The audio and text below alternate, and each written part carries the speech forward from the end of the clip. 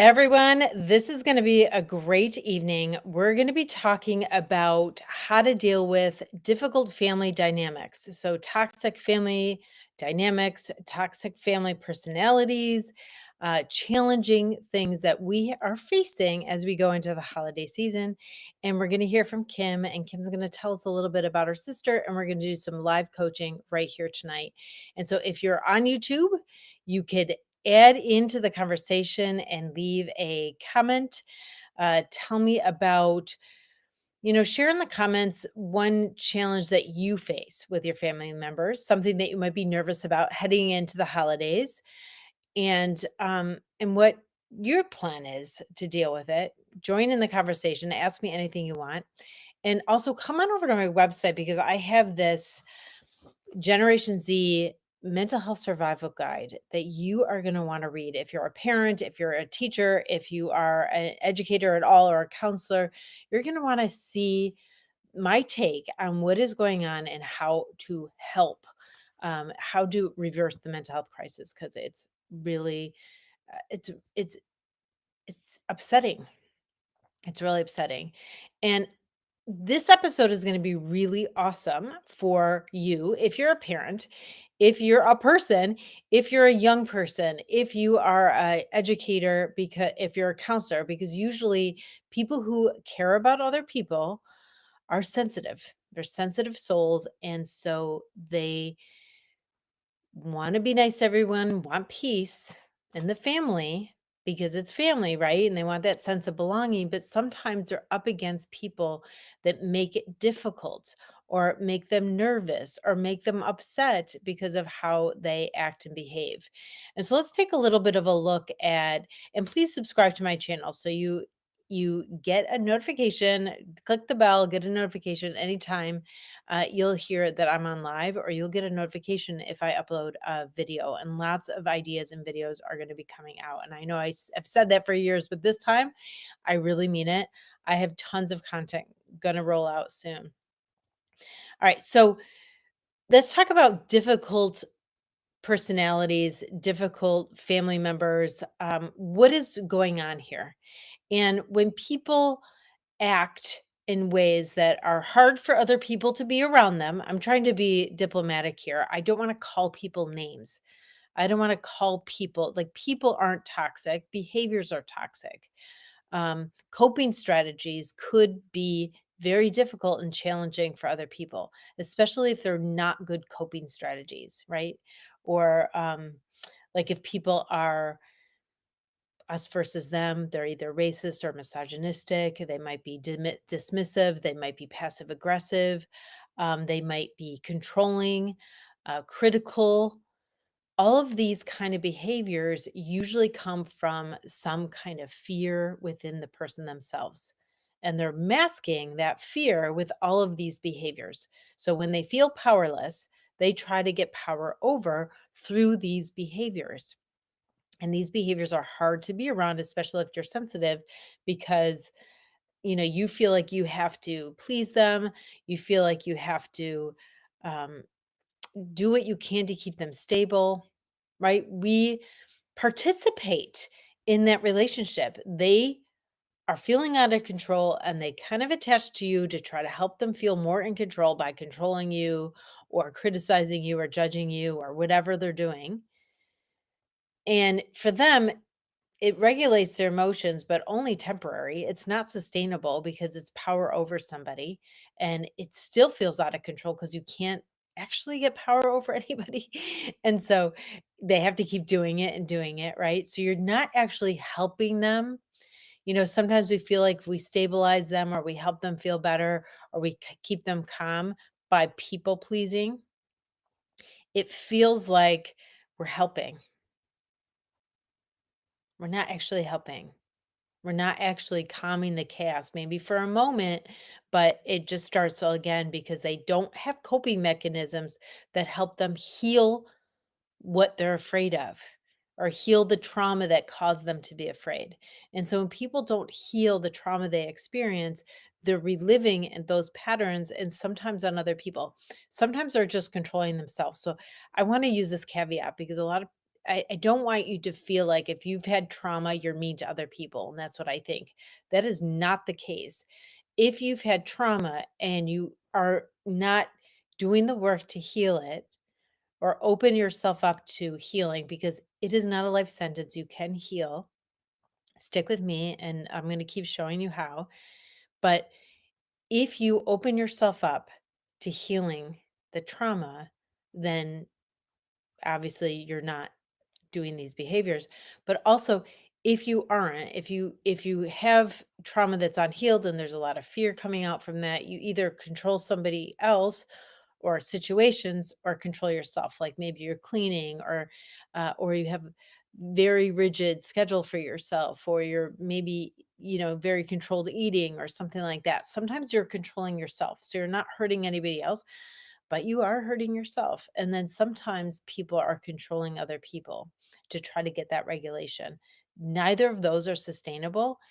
Eventually, those both, not even eventually, like long term, like within minutes of doing those kind of behaviors, it feels out of control again. And so you have to keep grabbing at them. And so it never feels good. But once you heal trauma, and when I talk about healing trauma, and this is for a different video, but we're talking about processing it. So processing it, so it's not like you're reliving it live and reliving the patterns live. You process it and you're taking it to like a different part of your brain.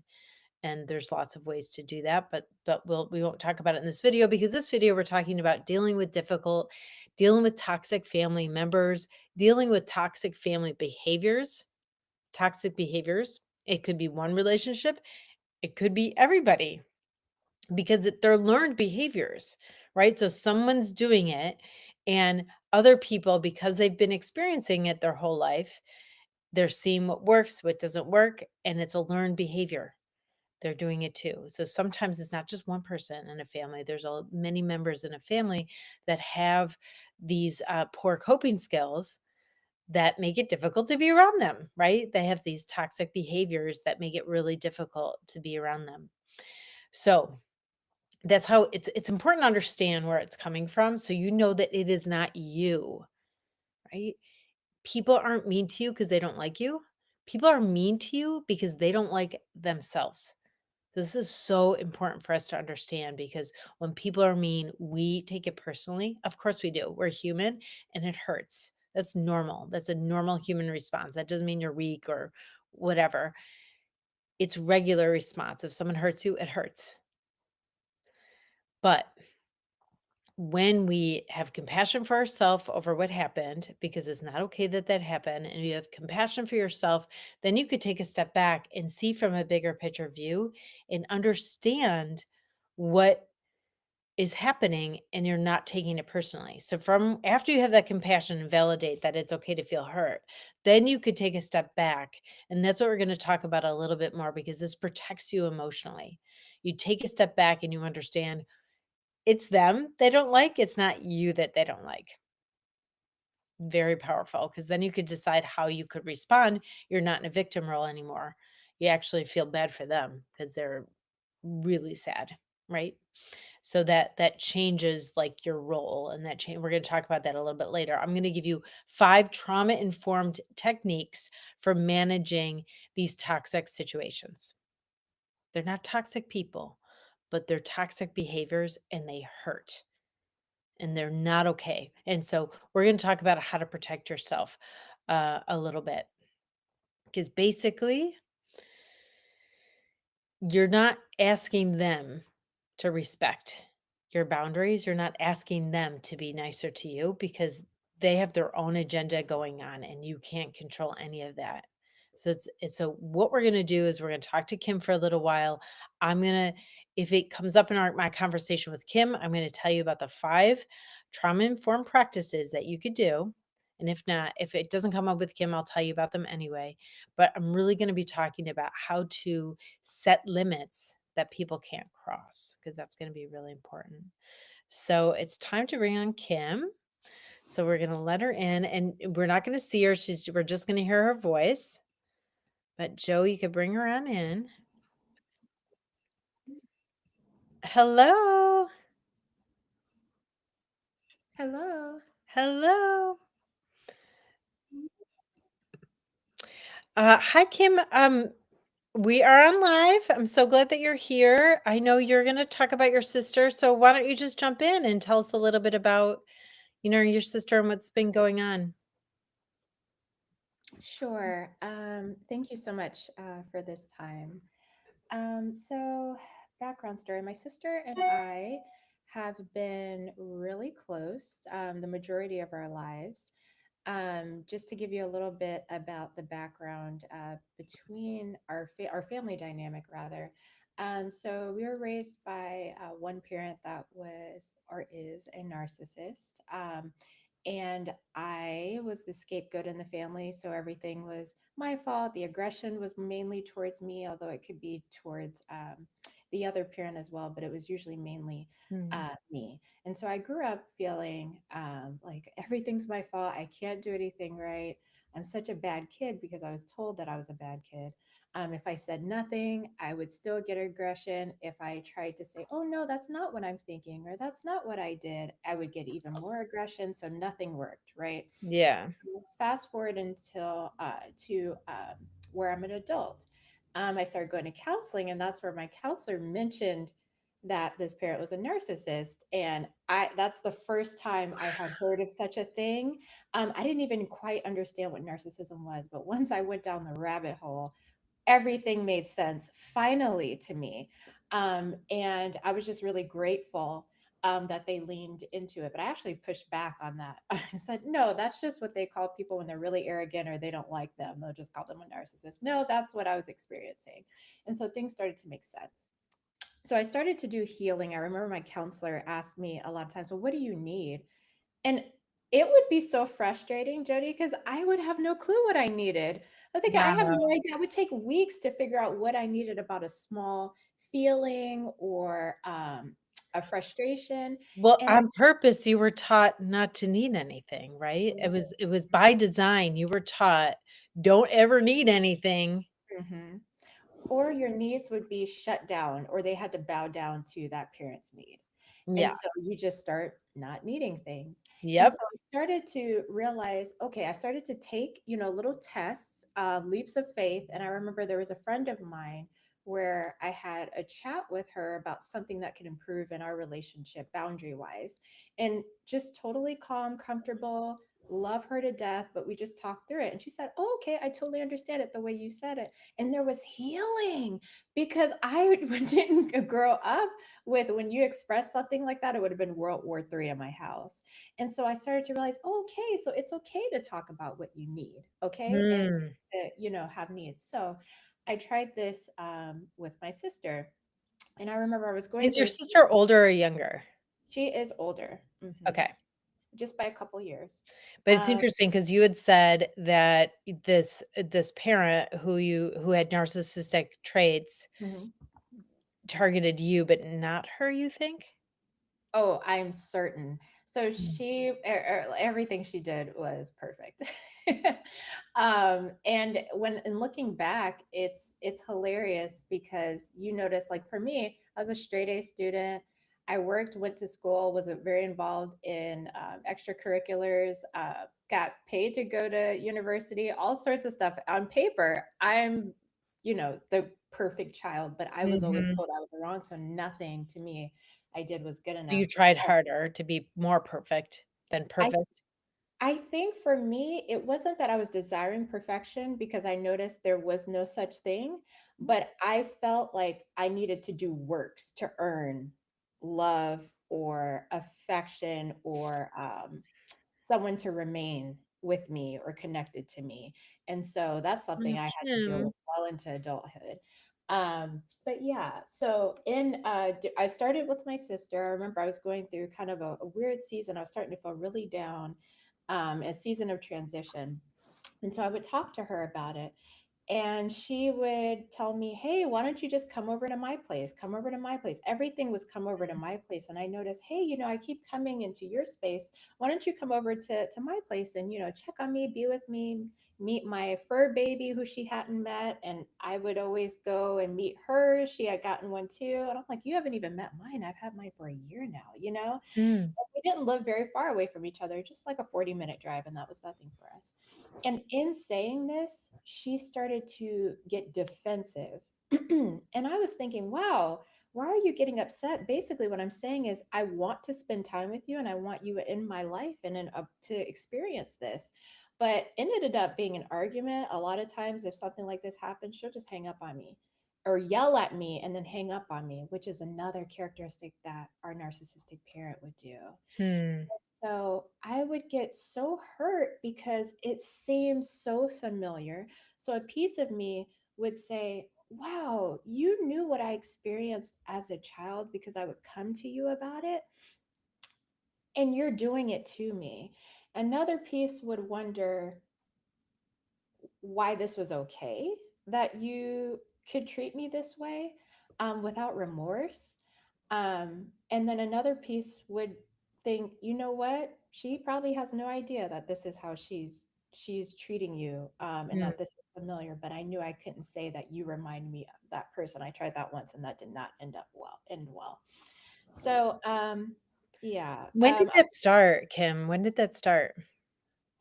it started when I started to notice it when I would talk about something I needed or asking her questions about certain behaviors to try to understand. And I've always been that way, even as a kid. Hey, why did you do this thing? And it's not to question the motive, it's to understand, because then that tells me a lot of information. Mhm. Um, and even though I'm talking as calmly as I am with you, I mean, it didn't matter. The question, any type of question, any whiff of you are criticizing or saying that I'm wrong, World War III. Right. And really, it's just my way of connecting and to be close with someone. So for me, my desired, maybe a couple years ago, and now I'm kind of giving up, but is to be close, but close in Kim being healed and healthy and knowing what she needs right now, which means that we need to communicate, and I should be able to talk to you about certain things, just like I want you to talk to me if I say something that affects you or offends you, or an action that you didn't receive well or have questions about. That's open communication. That's how I grow close to people, and I want Right. that with her. But I see that that can't be. I've talked about counseling um, before my sister had her first baby. And I wanted us to start before the baby came. And I understand that's a whole different, when moms are expecting, it's a lot. But it didn't happen. I said, hey, whenever you're ready, I'm not going to bring it up again, but I just want you to know that I would really like for us to do this together. That was probably almost 3 years ago. I haven't heard anything about that.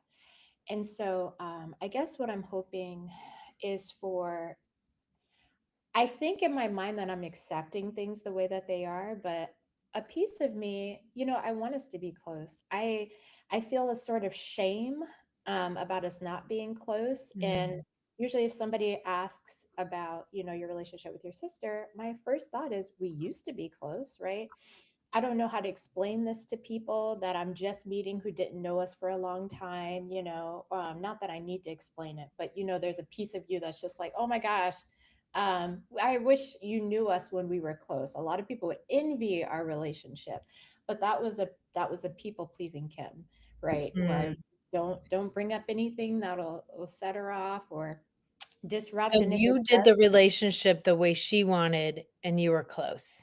yeah, yeah, And and it was when your needs weren't there, when you Mhm, didn't express them, when you didn't, ask for what you needed, which she took as a criticism, right? They're not necessarily criticisms, but everything that you say is interpreted through her as a criticism, as if mhm, you're the perpetrator and she's the victim mhm, mhm. of Yeah. you, and so she gets upset, and then she has to set boundaries with you by hanging up, um, and so if you were yeah, and so when that's how you're close to people, but with people who don't know how to take feedback, Mhm. um, you that you're right about, like, unless she chooses it to, you're Mhm. right about you can't be close in that the way that you wanna be close, right? Mhm. The way that Kim needs that relationship to be, Mhm. because we can't control her Right. or her healing. Mhm. And I know that's, like, it's really sad. I mean, you could keep inviting her Mhm. to open up to seeing the world differently, because it'll be so great for her if she healed Mhm. that stuff and could be actually really close with you. Mhm. It would be good for her too and her kids. Mhm. We know that. Mhm. You know that, like, your healing process that you did with your counselor, I'm assuming you got so much out of it So and much. lost this relationship, but the Mhm. relationship wasn't for you, it was for your sister. Mhm. So there's a lot of grief there, I'm sure, about this loss, Yeah. and still hope that your sister could decide one day to change, Mhm. or to see, or to understand in a Mhm. new way. Mhm. I'm gonna hold out for hope that your sister one day will be like, "I miss my sister," or somehow have some healing Mhm. experience that brings her to, like, "I wanna be closer to the people around me," Mhm. and or and that those feedback things won't be as huge. For some reason, they were so huge and meaningful to her, Mhm. right? When you asked her a question like, "How come you don't come to my house?" Or, um it feels like, does she have trouble leaving the house? Like, does she have some, like, I'm just curious, because sometimes it's helpful for us to think about or imagine what the fear is, because Right. then we could know it's, like, not us. It sounds like you're not taking this on like it's personal anyway, because 'cause you've done some work here, but Um, I mean, I do feel as though it's personal. I don't see her treating others this way. It's almost as if she's playing along in the family dynamic. So that's the part that hurts. When you were once so close. But as far as her not coming, I, without being in her brain, and I'm not. It just seems like what's convenient for her right now is that you come over, and then now I can do everything that I'm doing and kind of, woo woo you. And I don't know, that to me, that's not how friendship works. It was no, so it's funny. not a mutual relationship. Yeah. Yeah, and for me, I'm naturally a person that goes above and beyond. Like if she told me she was crying, I would have been in her driveway before we finished the Mhm. phone. Like that's just, and so I had to learn.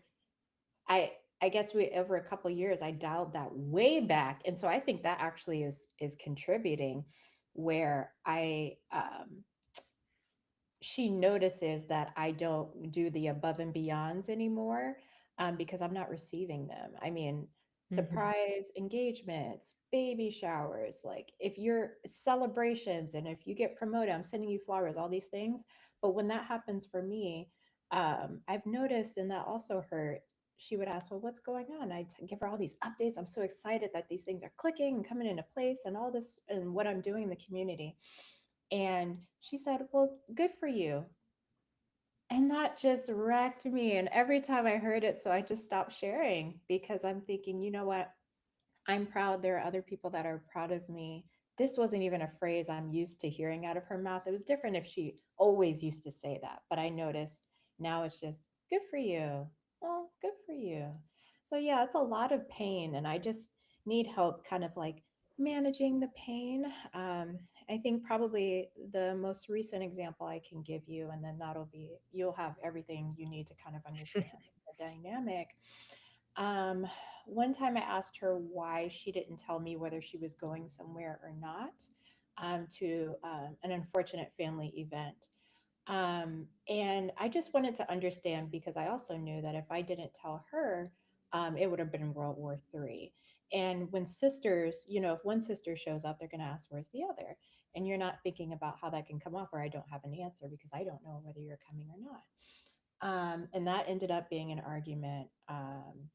She said, "Well, I didn't like the way you told me." And so I told her I was going. I just texted to her and another family member. And she said, "You're wrong. That was wrong the way that you shared that." And I said, "Wait, but I told you." My question, let's go back to the original question. I asked, "Why didn't you tell me either way? Imagine how that's like to show up and I don't even know whether you're coming or not." She yelled at me. Later, she says, "Well, we don't talk anymore." And I said, "Oh, okay. Well, that's it. Is it because we don't talk anymore?" "No, that's not it. I don't like the way that and I said, "You're deflecting." Anyways, she got upset, started to raise her voice. I noticed I wanted to, and so I said, "You know what? I have to go. I love you." And she hung up on me. Yeah. The next day, she called and apologized for hanging up on me, but said, "I wasn't deflecting and I didn't call you." That was what she was saying on the phone as well. "I didn't call you to argue." And I'm thinking, gosh, I didn't call you to argue either. I'm just trying to understand. So it's like, it's me. It's me. And so you just want to scream because I'm thinking, I, I don't even know kind of how to navigate this. A piece of me is like, what are you telling your husband about this? Like, I wish he kind of had my back, but also you can't do that, right? But it's just a piece of you that's just like you want to be defended. It's like the little Kim in me that just wish Yeah. somebody would defend me. Um, and so since that argument, we kind of haven't been talking, and she has had a baby, and I had to Mm. find out. And we did chat on the phone or whatnot, and she said she was going to send me a picture. She didn't. And her husband, I wasn't hearing back from her. I called her again and I said, just letting her know, if you need any support, I'm here. Didn't respond. I text her and her husband because I just got this worried feeling. And he responded and said, "Oh, well, thank you for your support. Here's a picture of the baby. I'm glad I finally got to see the baby. I'm like, thank you so much. If you guys need anything, let me know." I called her again, no response. So yeah, she called me finally yesterday. We chat for a little bit, but she Ooh. sounded a little off. And so yeah, it's just, yep, that's where we're at. Yeah. Thanks. Sometimes bonding over the baby or you or seeing you enamored with the baby maybe make a transition, Mhm, might be a spark that makes a difference. mhm, I'm not sure. I hear that you wanna be close to her again, or you wanna have a relationship with her and maybe with your niece, mhm, right? This beautiful baby, mhm, and that would be just really beautiful mhm, for you probably to have this relationship with your niece. mhm, And so, because I feel like the love and the wanting to belong and the importance of this relationship, and not sure how much your sister is available for. mhm, Um, but so yes, friendships might be mutual, mhm, and you could decide, I'm going to surround myself with friends that are mutual friends that uplift me and take care of me, mhm, and that I could see myself through, because we're only a self-owned relationship, so we see ourselves through our relationships around us.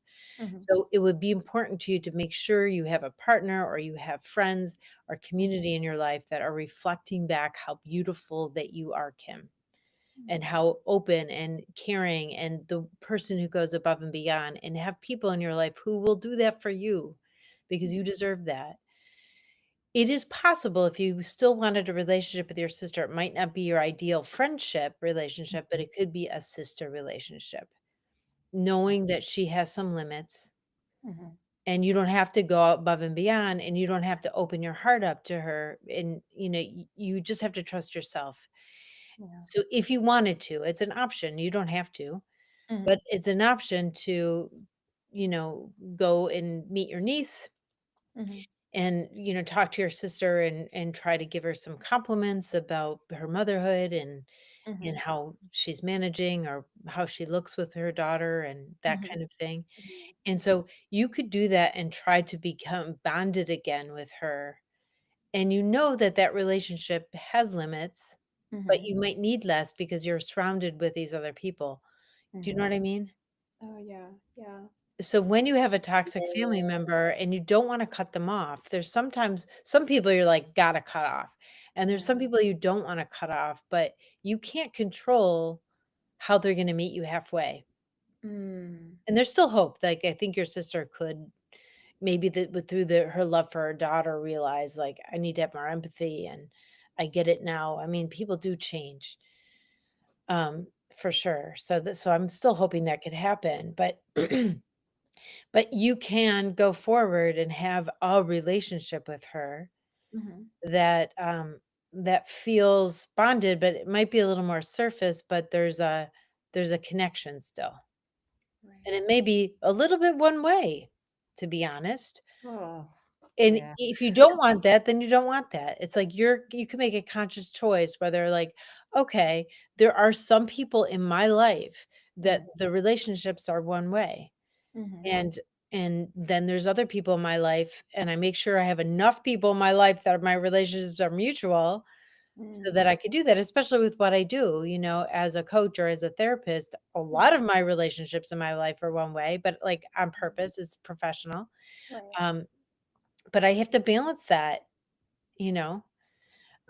So if there are heading into the holidays, if you really want to have a sense of family that's Mhm, really important to you, you can.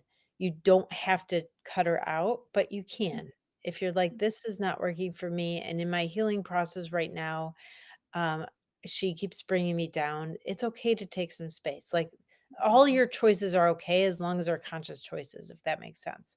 It Then you're does. protected. Right. Yeah. Is it safe, in your professional opinion? So, the piece of me, the advocate that kind of wants to understand what's going on, or almost, even though it's in a kind way, almost defend yourself.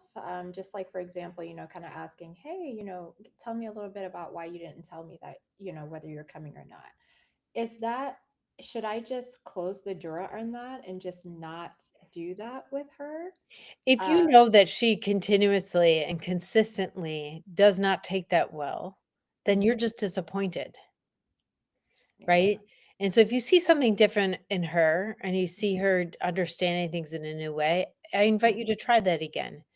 mhm, And you can try it again, but without expectations. Like, manage your expectations of what you can receive, because if you really want validation mhm. and you're not going to get it, you'll be more hurt and not less hurt. Right. And so if you notice that what she does makes you want to defend, and it makes you feel like she's treating you like you're less worthy or something like that, Mhm, go have compassion for yourself. Go to mhm, a friend, get validation from that friend, mhm. because why do you want to keep seeking validation from someone who does never gives you it? Doesn't ever give you it. Not talking right. You know, if you keep doing it's like it's kind of a funny little meme, but like the definition of insanity is doing the same thing and expecting something different. Mhm. If you notice something different in her, that then I invite you to try that again, but without expectations that you're going to be validated, just to test it. But I wouldn't do it regularly, Right, yeah. because this is the thing is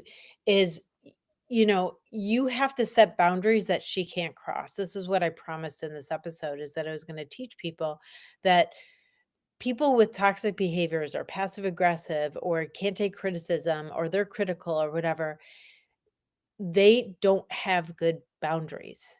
And Mhm, so you could set boundaries all day and they're not going to care about them. They're going to do what they need to do to feel good about themselves or to mhm, regulate their own emotions. And that mhm, means dismissing your boundaries most mhm, of the time. It's like, and they've taught you, like your parent with these narcissistic traits has taught you not to have any boundaries, yeah. because Mhm, they define your boundaries. You do not get to define your boundaries. And so if you have a boundary, you're going to get gaslit, you're going to get made fun of, you're going to get like actual push further through your mhm, boundaries just to make sure you stop having them.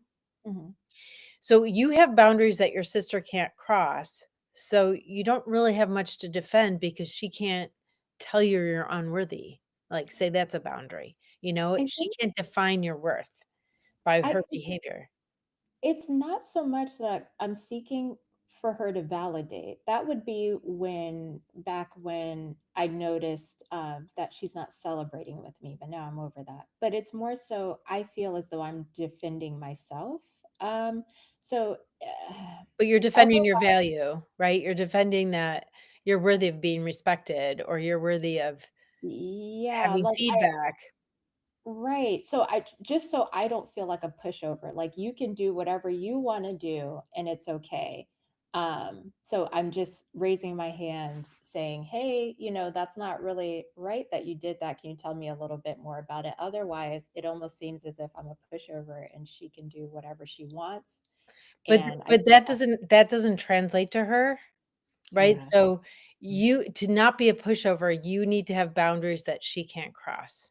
So, it's Mm, hard to give you an example, but if you're like you like, say you have to go to the event, so I'm gonna use your example. You mhm, wanted to know if she was going to the event so you could make your decision if you're going or whatever, or, like, to have your head on straight to know if she'll be there or not, right. or you'll be alone.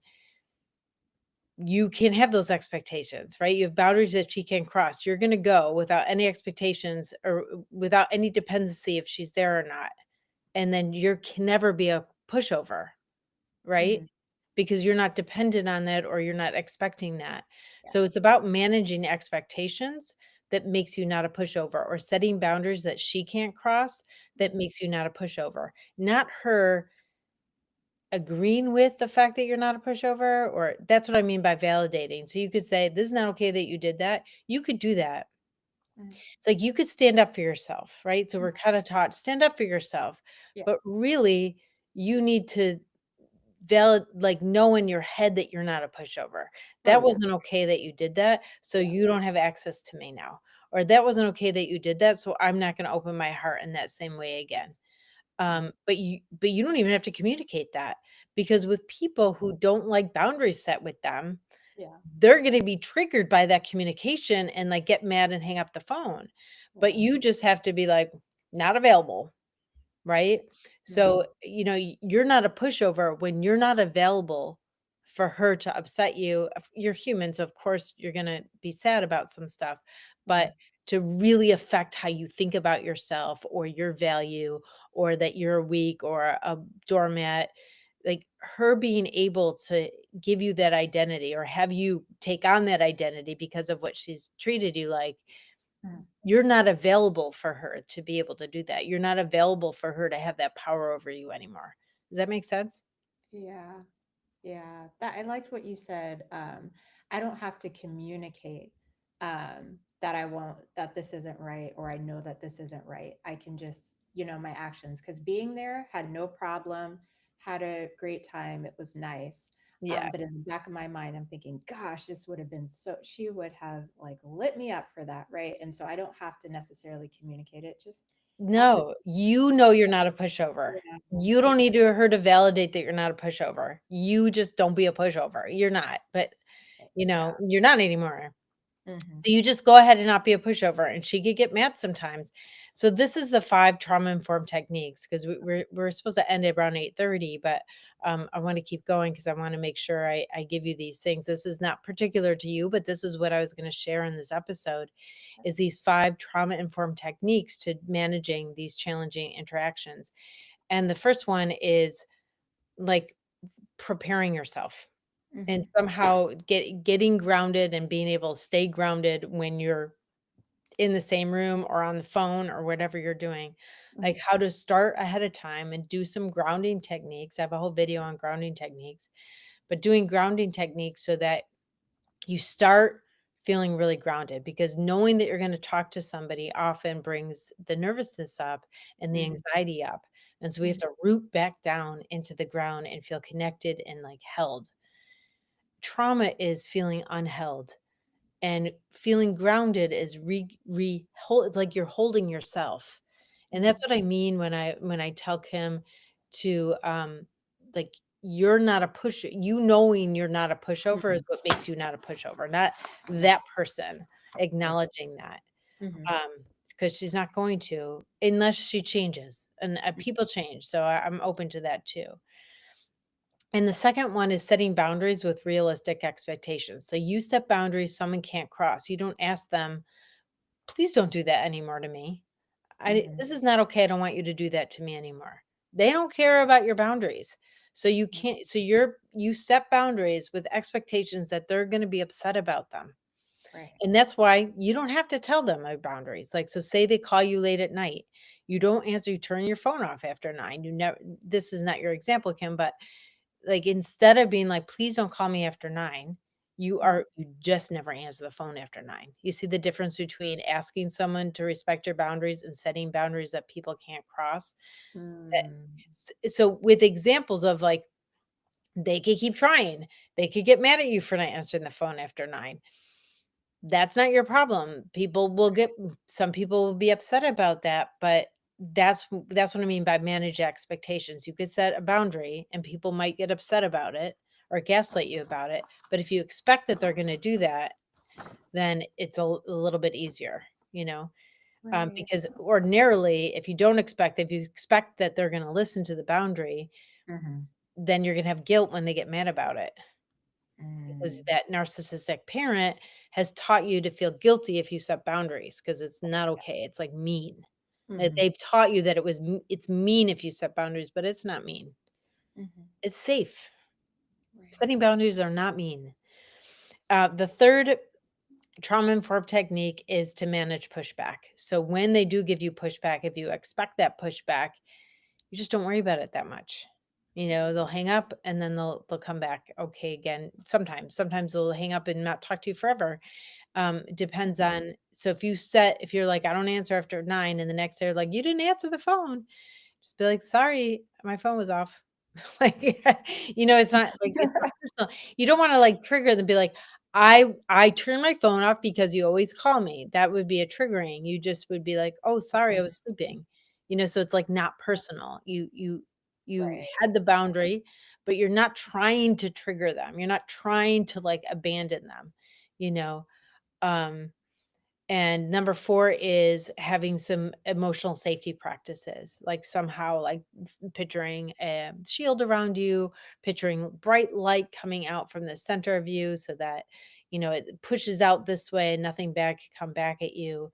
I love if I'm going to be with somebody that's difficult to be around, I'll have like a text buddy, I'll have my bestie know that Mhm. I could text them through the event so I have somebody to validate me.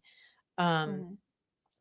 one more thing before the last one is this might be helpful to you too, Kim, is that if they are if you think of them as, um if you think of them as a client, Mhm. uh, it changes the position that you're in. So if your sister's your equal or she's kind of a bully, you're a victim, right? But if you're a coach and she's a client, and she's like having a difficult time or something, you would have much more patience than you Mm. would for your sister, and you Right. don't feel like a victim in it, like, you just have more compassion, it's just a little bit easier.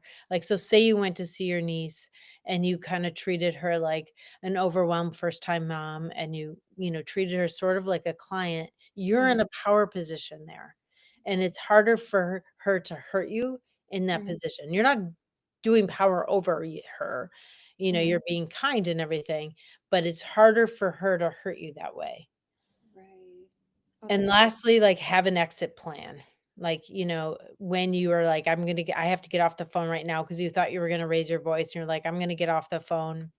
Mhm. She probably felt abandoned even though she was being mean to you, Mhm. she probably felt abandoned by that and hung up before you could abandon her, right? Right.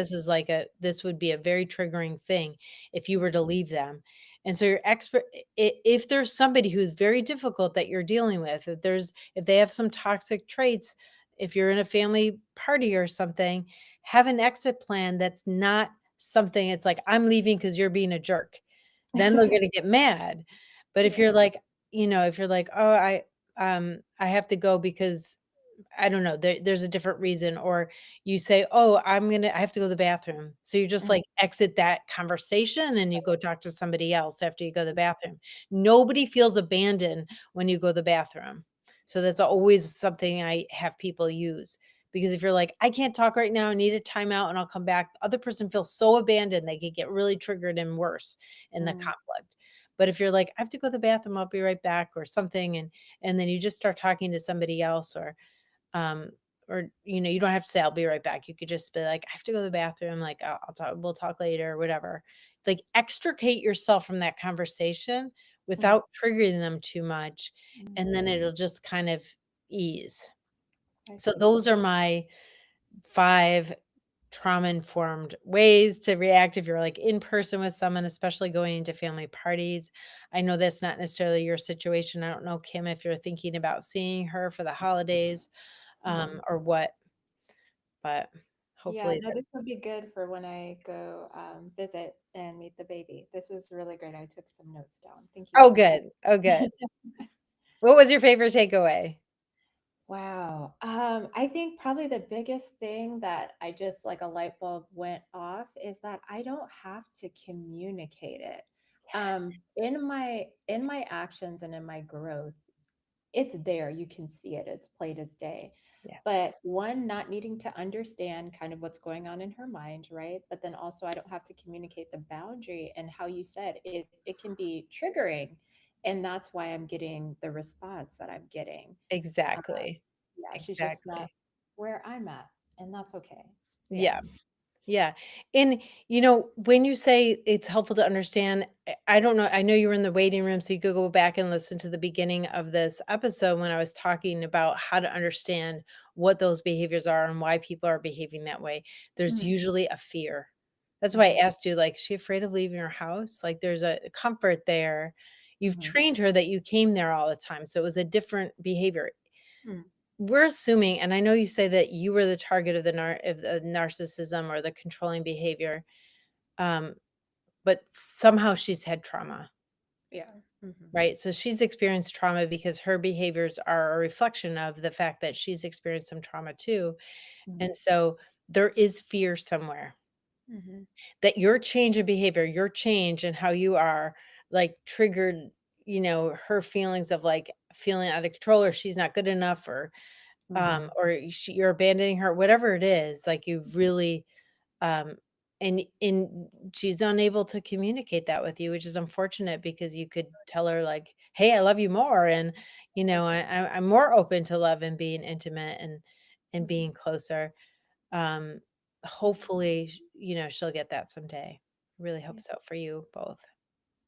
Thank you so much. You're welcome. You're welcome. Well, thanks everyone for joining. If you're live, say hello. If you're watching this recording, I guess I'm getting off, so you're not going to have really time to say hello. But thank you, Kim, so much for everything and sharing your story. And it's really, really beautiful how much hope you have and love that you have for your family. Isn't that beautiful? I mean, people are just, it's nice to remember how beautiful people are, because people are really, really beautiful, and I think we have to remember that right now. So good luck on the holidays. If you have any questions for me, come on over to my website, jodiaman.com/live. That is my show page. You could sign up to be a calling guest like Kim. You could sign up, and you could sign up to get reminders for the show so you know what the topic is of the week. And you could email me back and say, please let me call in and get some coaching, and we will have you on. So go ahead to my website, check out. And if you sign up for updates, you get this Gen Z mental health resource guide. And you know what? It's not just for Gen Z. We're all struggling, every age. If you're a parent, if you're an educator, if you're a caregiver at all, if you're a counselor, if you're a sensitive soul, you are struggling because it's a regular human response to our world. And we need to stick together and lift us all up and out of it together. So I will see you right here next week on at Dr. Jodi.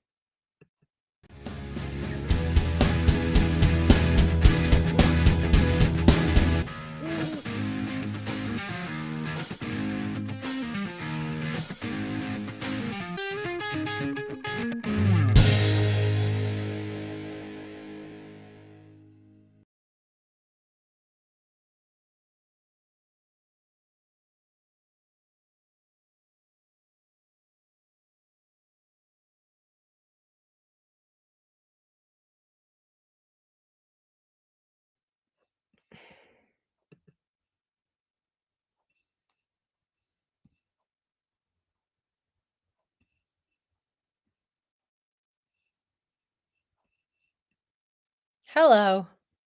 I'm sorry.